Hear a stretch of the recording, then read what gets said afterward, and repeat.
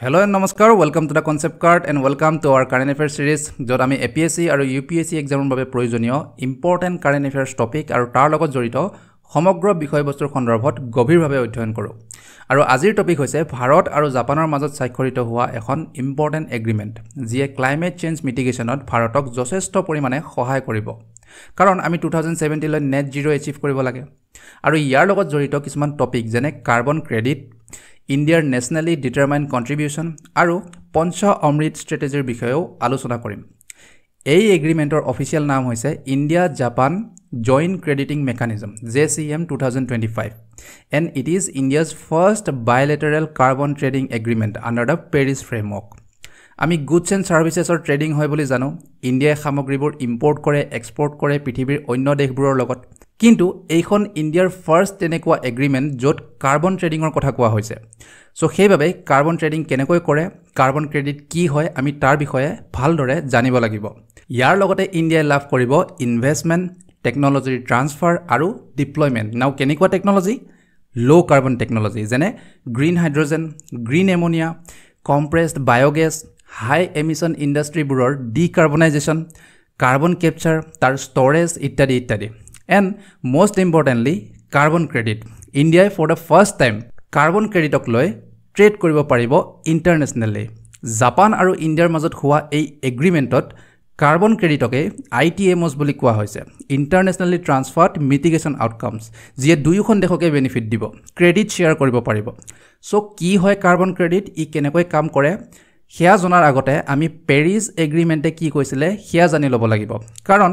India জাপানৰ এই carbon credit এগ্ৰিমেন্টৰ আৰতে আছে মূলত পেৰিছ ফ্ৰেমৱৰ্ক বা পেৰিছ ক্লাইমেট এগ্ৰিমেন্ট নাও পেৰিছ ক্লাইমেট এগ্ৰিমেন্টে কি কৈছিলে যে আমি অৰ্থাৎ পৃথিৱীৰ সকলো দেশে মিলি কি কৰিব যে ইন্ডাষ্ট্ৰিয়েল ৰিভলিউচনৰ আগত আমাৰ গ্লোবাল এভাৰেজ টেম্পাৰেচাৰ যিমান আছিল তাতকে খুব বেছি 2 ডিগ্ৰী সেলসিয়াস বঢ়াব পাৰিব কিন্তু সকলো দেশে নিজৰ বেষ্ট এফৰ্ট দিব লাগিব যাতে 1.5 ডিগ্ৰী সেলসিয়াসতকে আৰু বেছি নাবাঢ়ে 1.5 ডিগ্ৰীতে থাকি যাওক ইন্ডিয়া জাপানৰ কাৰ্বন ক্ৰেডিট মেকানিজম হৈছে ইয়াৰে এটা প্ৰচেষ্টা সো কি হয় কাৰ্বন ক্ৰেডিট আমি ডোমেষ্টিক লেভেলৰ পৰা ইয়াক বুজিব চেষ্টা কৰিম কাৰ্বন ক্ৰেডিট হৈছে এক প্ৰকাৰৰ পাৰমিশন বা সাৰ্টিফিকেট আৰু মনত ৰাখিব এই ক্ৰেডিট গভৰ্ণমেণ্টে নিদিয়ে ইয়াক ইন্ডাষ্ট্ৰিবোৰে আৰ্ন কৰিব লাগিব গভৰ্ণমেণ্টে কেৱল এটা লিমিট দি দিব এটা কেপ বা এটা বেসলাইন নিৰ্ধাৰণ কৰি দিব ইন্ডাষ্ট্ৰিবোৰৰ বাবে কেপ এণ্ড ট্ৰেড বা বেসলাইন এণ্ড ক্ৰেডিট সিস্টেমৰ দৰে ইয়াক আমি এটা উদাহৰণৰ সৈতে বুজিব লাগিব লেটস সে দুটা ইন্ডাষ্ট্ৰি আছে ইন্ডাষ্ট্ৰি এ আৰু ইন্ডাষ্ট্ৰি বি গভৰ্ণমেণ্টে লিমিট এলোকেট কৰিলে দুয়োটা ইন্ডাষ্ট্ৰিৰ বাবে ম্যাক্সিমাম 1000 টনৰ আপোনালোকে গ্ৰীণ হাউস গেছ ৰিলিজ কৰিব পাৰিব বায়ুমণ্ডলত এক বছৰত নাও কোম্পানী এ কিছুমান লো কাৰ্বন টেকনলজি ইউজ কৰিলে প্ৰডাকচনৰ বাবে যাৰ ফলত তেওঁলোকে 1000 টনতকৈ কম suppose 700 ton green house gas release কৰিলে লিমিট দিছিল কিমান 1000 টন ৰিলিজ কৰিলে কিমান 700 টন সো কিমান কাৰ্বন ক্ৰেডিট উপাৰ্জন কৰিলে 300 টন নাও এতিয়া ইন্ডাষ্ট্ৰি বিলে আহো ইন্ডাষ্ট্ৰি বিৰ অলপ অসুবিধা হল তেওঁলোকে প্ৰডাকচনৰ পৰিমাণ মেইনটেইন কৰিবৰ বাবে বা যিকোনো অসুবিধাৰ বাবে লো কাৰ্বন টেকনলজি ইউজ নকৰিলে বা কৰিব নোৱাৰিলে যাৰ ফলত তেওঁলোকে গভৰ্ণমেণ্টে যিমান লিমিট দিছিল 1000 টন তাতকে বেছি ৰিলিজ কৰিলে সাপোজ 1300 টন 1300 টন ৰিলিজ কৰিলে এতিয়া তাৰ বাবে তেওঁলোকে গভৰ্ণমেণ্টক ফাইন দিব নালাগে পেনাল্টি দিব নালাগে ইন্ডাষ্ট্ৰি এৰ লগত যে 300 ক্ৰেডিট এটা বাকি আছিল বা তেওঁলোকে যে উপাৰ্জন কৰিছিল এটা 300 ক্ৰেডিট সেই ক্ৰেডিট খিনিক ইন্ডাষ্ট্ৰি বিয়ে কিনিব লাগিব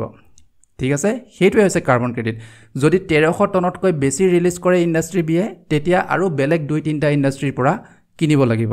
ইয়াকে আমি কাৰ্বন ক্ৰেডিট বা তাৰ ট্ৰেডিং বুলি কওঁ আৰু যেটো লিমিট দিয়ে গভৰ্ণমেণ্টে হেতু প্ৰত্যেক বছৰে কমি আহি থাকিব আৰু গভৰ্ণমেণ্টে যেটো লিমিট দিয়ে তাৰ ইউনিট হৈছে 1 metric ton of CO2 equivalent কাৰণ কেৱল কাৰ্বন ডাই অক্সাইড গেছে গোলকীয় উষ্ণতা বৃদ্ধি নকৰে আন গ্ৰীণ হাউস গেছবোৰেও কন্ট্ৰিবিউট কৰে ইনফ্যাক্ট প্ৰায় 25 টন কাৰ্বন ডাই অক্সাইড গেছৰ সমান 1 টন মিথেন গেছে কন্ট্ৰিবিউট কৰে সো সেইভাবে সকলো সেউজ গৃহ গেছক খামৰি এটা সিঙ্গল ইউনিট ব্যৱহাৰ কৰে 1 metric ton of CO2 equivalent okay এইখিনিতে এটা ইম্পৰ্টেন্ট এনাউন্সমেন্ট যদি আপুনিও এগৰাকী সিৰিয়াস ক্যান্ডিডেট হয় এপিএসসি পৰীক্ষাৰ বাবে বা আপোনাৰ বন্ধু বান্ধৱী বা পৰিয়ালৰ যদি কোনোবা আছে যাক আপুনি অসমৰ one of the highest government পোষ্টত চাব বিচাৰে দেন ডেফিনেটলি চেনেলটো ছাবস্ক্ৰাইব কৰিব আৰু তেওঁলোকৰ লগত শ্বেয়াৰো কৰিব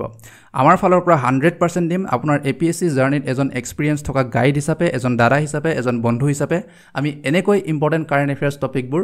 গভীৰভাৱে আলোচনা কৰি যাম ইয়াৰ লগতে আমাৰ সকলো ইম্পৰ্টেন্ট বুকস ইনক্লুডিং NCERTs সকলোৰে explanation chapter by chapter topic by topic এই চেনেলতেই উপলব্ধ হ'ব GS সাবজেক্টৰ পৰা আৰম্ভ কৰি Assam specific essay paper ethics আৰু এথিক্সৰ কেছ ষ্টাডিবোৰ কেনেকৈ লিখিব লাগে from basics to brilliance so subscribe and share this channel to your loved ones now back to our topic so carbon ক্ৰেডিটৰ বাবে ইণ্ডিয়াই কি কৰিছে ইয়াৰ আগতেও ইণ্ডিয়াই কিছুমান ইনিচিয়েটিভ লৈছিলে যেনে পাৰফৰ্ম এচিভ এণ্ড ট্ৰেড পেড system renewable energy certificate etcetera কিন্তু কাৰ্বন ক্ৰেডিটৰ বাবে কোনো ডেডিকেটেড স্কিম বা প্ৰগ্ৰাম লঞ্চ কৰা নাছিলে সো ইন 2022 ইণ্ডিয়ান গভৰ্ণমেণ্টে এনাৰ্জি কনজাৰভেশ্যন এক্ট খনক সংশোধন কৰি এটা কম্প্ৰিহেনসিভ স্কিম লঞ্চ কৰিলে that is carbon credit trading scheme আৰু এই স্কিমৰ জৰিয়তে সেন্ট্ৰেল গভৰ্ণমেণ্টে and more specifically ministry of পাৱাৰে এতিয়া কাৰ্বন ক্ৰেডিট সাৰ্টিফিকেট ইস্যু কৰিব পাৰে ইয়াৰ বাবে জুন 2023 নটিফিকেশন জাৰি কৰা হৈছিল যাৰ ফলত এটা কমিটি গঠন কৰা হ'ল which is known as National Steering Committee for Indian Carbon Market এই কমিটিয়ে মিনিষ্ট্ৰি অফ পাৱাৰক এডভাইস দিয়ে আৰু পলিচিবোৰ ফ্ৰেম কৰাত সহায় কৰে আৰু জুলাই 2024 ত ব্যুৰো অফ এনাৰ্জি এফিচিয়েন্সিয়ে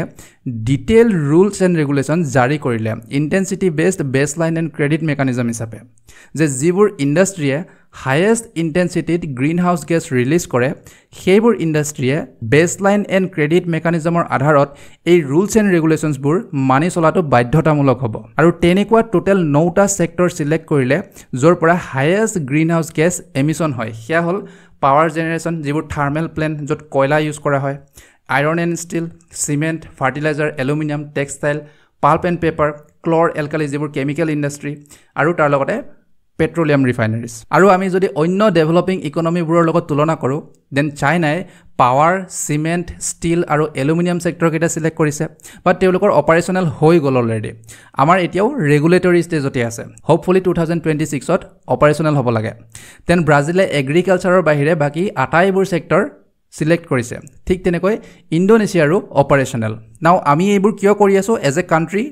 ইয়াৰ কাৰণ হ'ল ইণ্ডিয়াৰ nationally determined contributions for the Paris climate agreement আমি যে অলপ আগতে ডিসকাস কৰি আহিলো যে পেৰিছ ক্লাইমেট এগ্ৰিমেণ্টৰ মতে গ্লোবেল এভাৰেজ টেম্পাৰেচাৰ 2 ডিগ্ৰী সেলসিয়াছতকৈ বেছি আমি বঢ়াব নোৱাৰো compare to pre industrial level so তাৰ বাবে প্ৰত্যেকখন দেশে কন্ট্ৰিবিউট কৰিব লাগিব নিজৰ ফালৰ পৰা সো তেতিয়াই আহে ইণ্ডিয়াৰ nationally determined contributions these are climate action plan যে ইণ্ডিয়াই জলবায়ু পৰিৱৰ্তন আৰু গোলকীয় উষ্ণতা বৃদ্ধিৰ বাবে কি একশ্যন প্লেন লৈছে তাৰ ৰিপৰ্ট প্ৰত্যেক 5 বছৰৰ মূৰে সাবমিট কৰিব লাগিব quote UNFCCC United Nations framework convention on climate change Paris এগ্ৰিমেণ্টৰ এইটো এটা ইম্পৰ্টেন্ট এসপেক্ট হয় সো কি কৰিছে ইণ্ডিয়াই আমাৰ official and updated nationally determined কন্ট্ৰিবিউশনৰ বাবে আনুষ্ঠানিকভাৱে কি পদক্ষেপ লোৱা হৈছে number 1 emission intensity reduction cut emission intensity of GDP by 45% by 2030 from 2005 level 2030 চনলৈ emission intensity of GDP 45% হ্ৰাস কৰা হ'ব 45% 2005 চনৰ তুলনাত সাপোজ আমাৰ দেশৰ GDP 1 লাখ ইণ্ডিয়ান ৰুপিস নাও 1 লাখ টকা মূল্যৰ গুডছ এণ্ড সাৰ্ভিসেছ প্ৰডিউস কৰোতে আমি কিমান পৰিমাণৰ গ্ৰীণ হাউস গেছ ৰিলিজ কৰিব লাগে সেইটো হ'ল emission intensity of GDP ই 2005 চনত যিমান আছিল তাৰ 45% হ্ৰাস কৰা হ'ব 2030 চনলৈকে number 2 non fossil install capacity achieve 50% cumulative electric power install capacity from non fossil fuel based energy sources by 2030 2030 চনলৈ দেশৰ টোটেল ইলেক্ট্ৰিচিটিৰ 50% নন ফসিল ফিউল এনাৰ্জি সেক্টৰৰ পৰা আহিব যিবোৰ নৱীকৰণযোগ্য সম্পদৰ দ্বাৰা উৎপন্ন হোৱা বিদ্যুৎ solar power green hydrogen wind power geothermal energy ইত্যাদি এই দুটা কমিটমেন্ট আমাৰ পঞ্চ অমৃত ষ্ট্ৰেটেজিৰ পৰা ইনক্লুড কৰিছে অন্তৰ্ভুক্ত কৰিছে then number 3 carbon sink create কৰিব 2.5 ৰ পৰা 3 বিলিয়ন টনছ যাতে carbon dioxide gas absorb কৰিব পাৰে তাৰ বাবে কাৰ্বন সিঙ্ক ক্ৰিয়েট কৰিব নাও প্ৰথম কথা carbon dioxide gas absorb কোনে কৰিব পাৰে ডেফিনেটলি গছগছনিবোৰে ফৰেষ্টবোৰে সো কাৰ্বন সিঙ্ক ক্ৰিয়েট কৰাৰ অৰ্থ হৈছে যে ফৰেষ্ট কভাৰ বৃদ্ধি কৰিব ফৰেষ্ট কভাৰ আৰু ট্ৰি কভাৰ বৃদ্ধি কৰিব আপোনালোকে জানেনে আমাৰ দেশত বৰ্তমান ফৰেষ্ট কভাৰ কিমান আছে recent Indian state of forest report 2023 মতে আমাৰ দেশত ফৰেষ্ট কভাৰ আৰু ট্ৰী কভাৰ মিলি টোটেল জিঅ'গ্ৰাফিকেল এৰিয়াৰ 25.17 এৰিয়াহে আছে নেশ্যনেল ফৰেষ্ট পলিচি 1988 ৰ মতে সেয়া এটলিষ্ট 33% হ'ব লাগে নাও ফৰেষ্ট কভাৰ আৰু ট্ৰী কভাৰ দুইটা বেলেগ বেলেগ ইয়াৰ উপৰি আৰু এটা আছে that is trees outside forest আমি ইয়াৰ বিষয়ে জিঅ'গ্ৰাফি ক্লাছত আলোচনা কৰিম নাও নম্বৰ 4 এডাপ্টেশ্যন মেজাৰ্ছবোৰ য'ত গভৰ্ণমেণ্টে বিভিন্ন ধৰণৰ পলিচিবোৰ ইমপ্লিমেণ্ট কৰে বা প্ৰমোট কৰে আমাৰ লাইফষ্টাইলবোৰ আৰু ইকো ফ্ৰেণ্ডলি কৰিবৰ বাবে ফৰ এক্সাম্পল ইভি গাড়ীবোৰত ইলেক্ট্ৰিক ভেহিকলত 5% হে জিএসটি ৰাখিছে কিন্তু পেট্ৰল ডিজেলৰ গাড়ীত 18 পৰা 40% লাগে আৰু এগ্ৰিকালচাৰৰ বাবে যেনে organic farming zero budget natural farming water কনজাৰভেশ্যনৰ বাবে ড্ৰিপ ইৰিগেশ্যন প্ৰমোট কৰে আপোনালোকে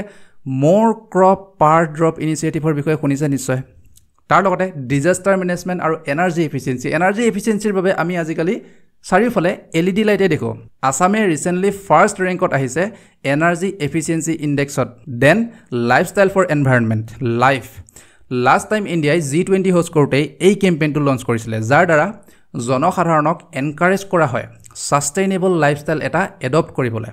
যেনে প্লাষ্টিক কমকৈ ইউজ কৰা শৰ্ট ডিস্টেন্স হলে সাইকেল ইউজ কৰা পানী আৰু ইলেক্ট্ৰিচিটি সেভ কৰা আৰু যেহেতু ইয়াৰে দুটা কমিটমেন্ট আমি পঞ্চ অমৃত ষ্ট্ৰেটেজিৰ পৰাও অন্তৰ্ভুক্ত কৰিছো সো পঞ্চ অমৃত ষ্ট্ৰেটেজিৰ বিষয়েও আমি জানিব লাগিব 2021ত স্কটলেণ্ডৰ গ্লাছগোত অৰ্গেনাইজ কৰিছিল conference of parties COP26 summit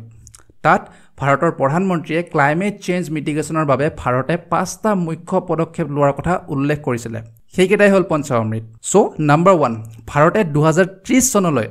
500 গিগাৱাটৰ বিদ্যুৎ নৱীকৰণযোগ্য সম্পদৰ পৰা উৎপন্ন কৰিব পৰাৰ কেপাসিটি বিল কৰিব নন ফসিল ফিউল জীৱাশ্ম ইন্ধন নহয় নম্বৰ 2 2030 চনলৈ 50% দেশৰ ইলেক্ট্ৰিচিটি নন ফসিল ফিউল সোৰ্সৰ পৰাই আহিব আৰু ইয়াক NDC টো ইনক্লুড কৰা হৈছে ইণ্ডিয়াজ নেশ্যনেলি ডিটাৰমাইন্ড কন্ট্ৰিবিউশনটো ইনক্লুড কৰা হৈছে আমি অলপ আগতে ডিসকাস কৰিলো number 3 1 billion ton carbon dioxide gas emission বায়ুমণ্ডলৰ পৰা কমাই দিব বাই 2030 নেশ্যনেলি ডিটাৰমাইন্ড কন্ট্ৰিবিউশনৰ কাৰ্বন সিঙ্ক পইণ্টৰ লগত কনফিউজ নহব তাত 2030 চনৰ কথা উল্লেখ নাই total 2.5 to 3 billion ton absorb কৰা কথা কৈছিলে ইয়াত 2030 চনলৈ আমি at least 1 billion ton carbon dioxide gas reduce কৰিম ইয়াক NDC-ত অন্তৰ্ভুক্ত কৰা নাই এতিয়ালৈ দেন নম্বৰ 4 ইয়াকো আমি NDC-ত ইনক্লুড কৰিছো যেটো 45% এমিশন ইন্টেন্সিটি ৰিডাকচনৰ কমিটমেন্ট আছিল 2005 ৰ তুলনাত আৰু লাষ্টলি নম্বৰ 5 আমি নেট জিৰো টাৰ্গেট 2070 লৈ এচিভ কৰিম অৰ্থাৎ 2070 চনলৈ আমাৰ হাতত ইমানখিনি কেপাসিটি থাকিব যে ইণ্ডিয়াই যিমানখিনি গ্ৰীনহাউস গেছ ৰিলিজ কৰে এটমস্ফিয়াৰত হিমানখিনি এবজৰ্ব কৰিব পাৰিব বা হিমানখিনি এবজৰ্ব কৰিব পৰাৰ ক্ষমতা থাকিব সো ইমানেই আসলে আজিৰ ভিডিঅ'ত আশা কৰিছো আপোনালোকে এই সমগ্ৰ বিষয়বস্তুৰ সন্দৰ্ভত বহুখিনি কথা জানিলে আৰু যোৱাৰ আগতে আপোনালোকৰ বাবে এটা কোৱেশ্চন আছিল recently the term enteromics was in news it refers two